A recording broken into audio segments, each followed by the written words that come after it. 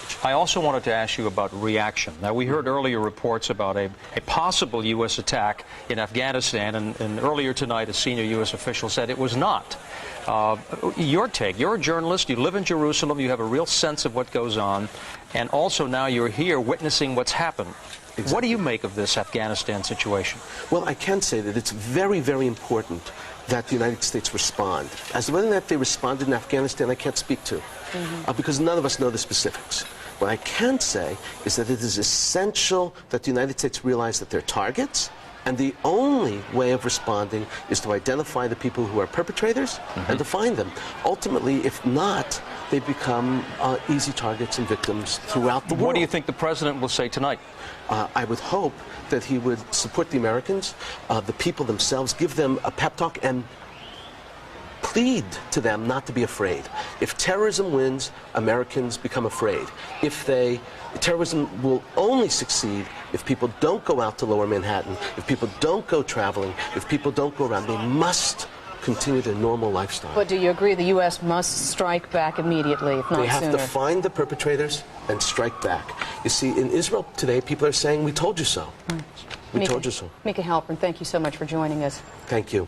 We're going to keep going here. We'll jump back to Todd McDermott with more information and an update for us. Todd. Ernie, I think the first thing we want to do is tell you what is going on nationwide as well as in the city as far as cancellations go. Some of that information is on your screen there. You will see more. But we want to point out, first of all, that schools are closed. Both schools in the New York City Archdiocese, Catholic schools are closed, as well as public schools are closed. Right now, on its website, New York City Public Schools are considering whether to close schools on Thursday as well. Again, we want to point out again, schools will not be open tomorrow. But this goes far beyond New York.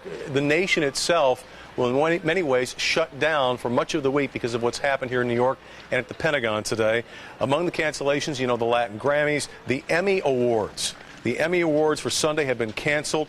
Also, Major League Baseball, I'm sure you probably know if you're a baseball fan, canceled games for the first time since 1945, the day of the death of FDR. Also, the NFL is discussing whether or not to actually play games this coming Sunday.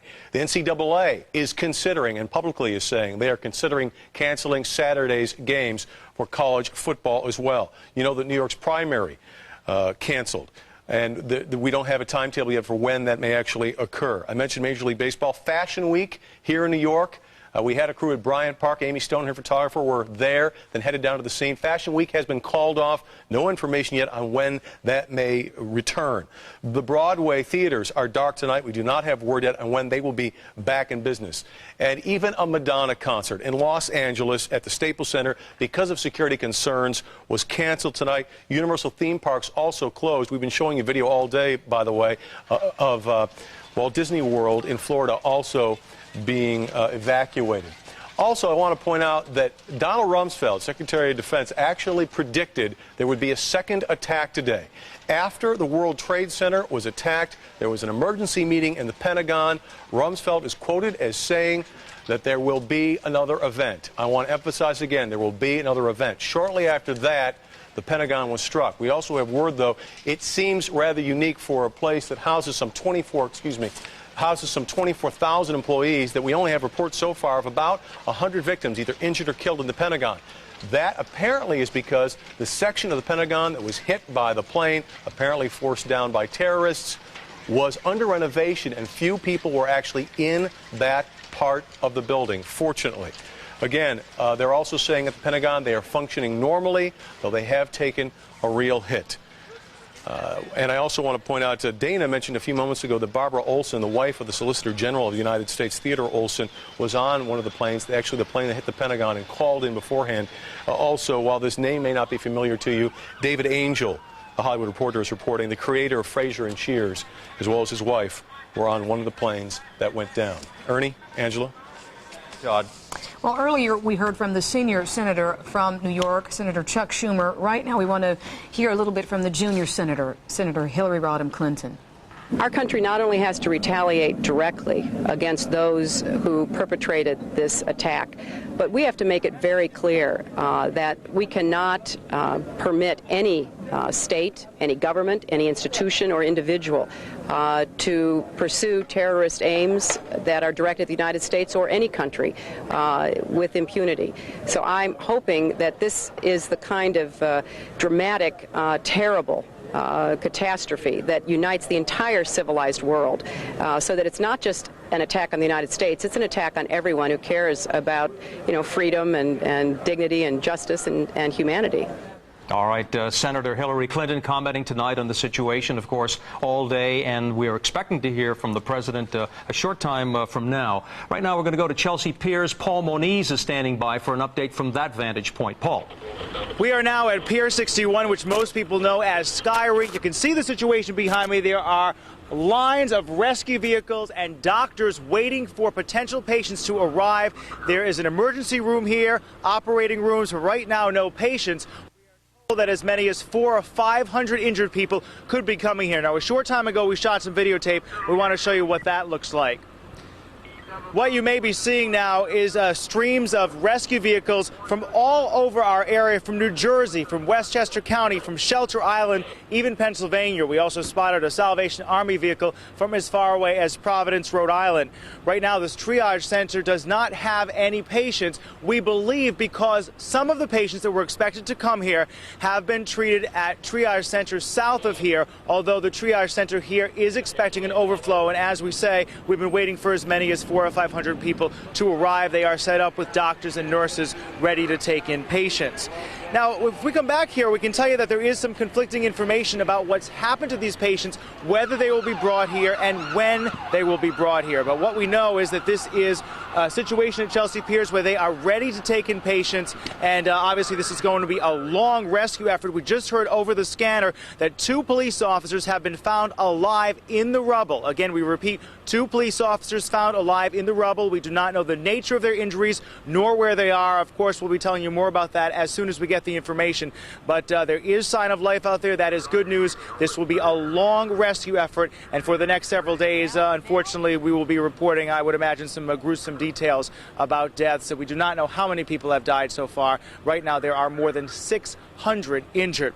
Now, I want to pick up on another thing that Pablo was mentioning. Of course, type O and type O negative blood is still needed. That's an important point. Earlier today, the hospitals could not take any more people because they did not have enough people to take the blood. In one case at Bellevue Hospital, they actually ran out of the donor bags. They are telling people to show up tomorrow morning, and it does not matter if you have a donor card. If you do not have one, you can still give blood as long as you fill out a questionnaire. That is an important point because they may need your blood. Again, we are outside the triage center here at Chelsea Piers waiting for patients to arrive. As soon as we learn more, we will share it with you.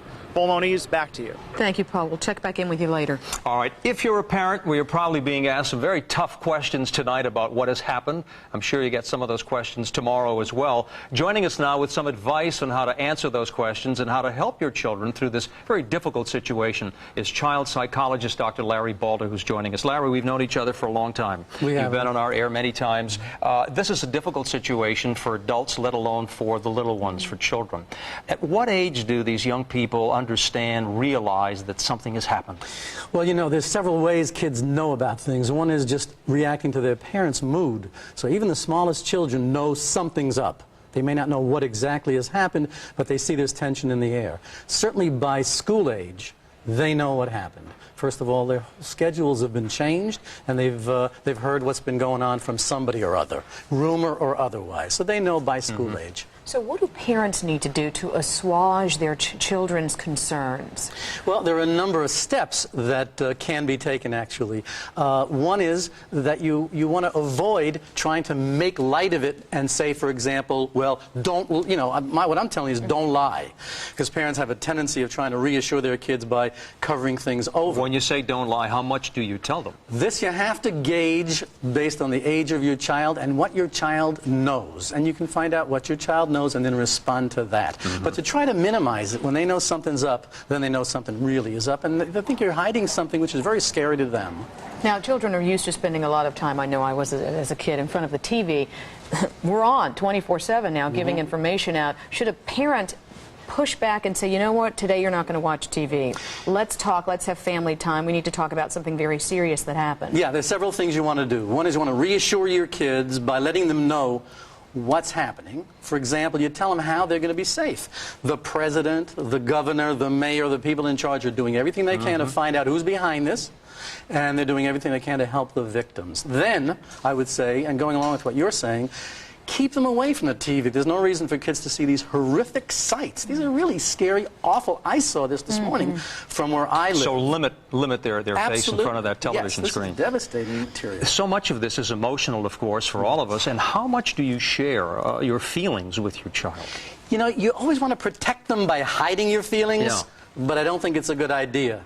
I think you need to let your kids know if you're upset, if you're nervous, you have anxiety, you're feeling depressed, jittery, you got to tell your kids that's how you're feeling, because if they're looking at you and they know something's wrong, and you're saying to them, oh, I'm fine, nothing's the matter, then I think you give them kind of a peculiar message which is very upsetting to them, very odd for them to hear. If a parent feels he or she can't handle this situation alone, should they then talk to a therapist or the minister, or what next step should they take? By all means. And I think most of the schools will have school psychologists and counselors in place to have discussion groups with the kids, with the teachers. Yes. You know, everybody's suffering under the stress of this, and they need mental health experts to help them, and I think that's what parents should turn to. You talked about the individuality of the child, how much you would tell them based on what you know about your child and their age level. Talk for a moment about the signs that you should look for if your child is really having a tough time. Yes. What do you look for? Well, kids will get clingy. They'll, not want to separate from you, for example. Kids will have nightmares. Kids will have other kinds of symptoms like not wanting to eat, not wanting to separate from you, not wanting to go to sleep, crying. Not wanting to go to school, maybe. Now, they may not want to go to school. Sure. There's something else you'll hear from them. Someone around here just told me before I came on the air that... You know, we hate to interrupt. Sure. The president is speaking now. Yes, right now. President George Bush, right now, live from Washington. Let's pick up on his comments tonight. Much awaited information. I certainly hope we'll hear that right now. Yes, he is, I'm sure, about to start talking. He's probably just getting the last bit of briefing there. There's the president. I think he is ready to speak right now. President Bush.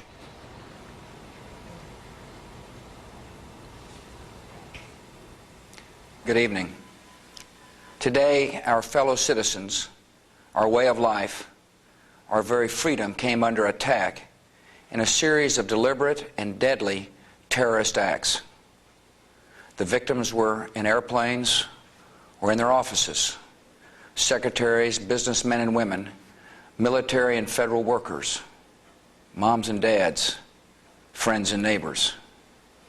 Thousands of lives were suddenly ended by evil, despicable acts of terror.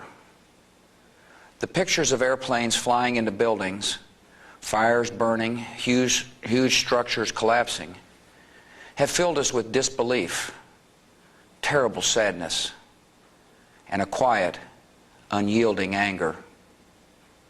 These acts of mass murder were intended to frighten our nation into chaos and retreat. But they have failed. Our country is strong. A great people has been moved to defend a great nation. Terrorist attacks can shake the foundations of our biggest buildings, but they cannot touch the foundation of America. These acts shatter steel, but they cannot dent the steel of American resolve. America was targeted for attack because we're the brightest beacon for freedom and opportunity in the world, and no one will keep that light from shining. Today, our nation saw evil, the very worst of human nature, and we responded with the best of America, with the daring of our rescue workers, with the caring for strangers and neighbors who came to give blood and help in any way they could. Immediately following the first attack, I implemented our government's emergency response plans. Our military is powerful, and it's prepared. Our emergency teams are working in New York City and Washington, D.C. to help with local rescue efforts. Our first priority is to get help to those who have been injured and to take every precaution to protect our citizens at home and around the world from further attacks. The functions of our government continue without interruption. Federal agencies in Washington, which had to be evacuated today, are reopening for essential personnel tonight and will be open for business tomorrow. Our financial institutions remain strong, and the American economy will be open for business as well. The search is underway for those who are behind these evil acts. I've directed